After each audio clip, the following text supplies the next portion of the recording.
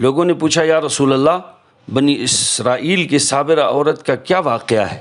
آپ نے فرمایا بنی اسرائیل میں ایک عورت تھی جس کا شوہر بھی تھا، اس عورت سے اس کے 2 لڑکے ہوئے تھے۔ ایک مرتبہ اس عورت کے شوہر نے کچھ لوگوں کی دعوت کی اور بیوی کو کھانا تیار کرنے کے لیے کہا، چنانچہ مہمان جمع ہو گئے اور کھانے کے انتظار میں بیٹھ گئے۔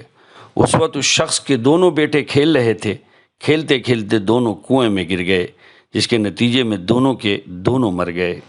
اور اس عورت کو یہ اچھا نہیں معلوم ہوا کہ شوہر کو اس وقت اس حادثے کی اطلاع دے اور اس کی دعوت کا مزہ خراب کرے۔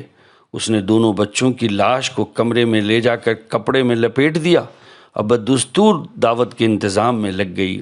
اس دوران ان سب مہمان دعوت سے فارغ ہو کر چلے گئے اور اس عورت کے شوہر نے گھر میں آ کر پوچھا کہ میرے بیٹے کہاں ہیں؟ اس نے کہا وہ کمرے میں ہیں۔ اس وقت اس عورت نے اپنے بدن پر کچھ خوشبوئیں لگائی تھیں تاکہ شوہر اس کی طرف متوجہ ہو جائیں، کیونکہ وہ اسے اچانک یہ اطلاع دے کر صدمہ نہیں پہنچانا چاہتی تھیں، اور اس قدر بڑے صدمے کے باوجود محض شوہر کی محبت میں اپنا غم چھپا کر اس کو صدمے سے بچانا چاہتی تھیں۔ صبر کا پھل، غرض کہ اس نے شوہر سے لگاوٹ کی باتیں شروع کی، یہاں تک کہ وہ شخص بیوی کے ساتھ لیٹ گیا اور اس کے ساتھ ہم بستری میں مشغول ہو گیا۔ اس سے فارغ ہونے کے بعد اس نے پھر پوچھا کہ میرے بیٹے کہاں ہیں؟ بیوی نے پھر یہی جواب دیا کہ وہ کمرے میں ہیں۔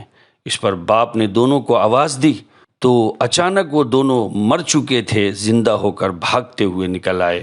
حق تعالی شانہ کی قدرت کی ایک رسم شازی دیکھ کر وہ عورت ایک دم پکار اٹھی، سبحان اللہ، خدا کی قسم یہ دونوں مر چکے تھے، مگر حق تعالیٰ نے میرے صبر کے بدلے میں ان کو دوبارہ زندہ فرما دیا۔ حضرات، یہ ہے صبر کا مقام، اور یہ ہے صبر کا معیار، اور یہ ہے صبر کرنے والوں کے قصے۔ بڑے افسوس کی بات ہے کہ آج ہم صبر کیا کریں گے کہ جھوٹی باتوں پر لوگوں کی ہمدردیاں بٹورنے کی ہم کوشش میں لگے رہتے ہیں۔ انا للہ و انا الیہ راجعون۔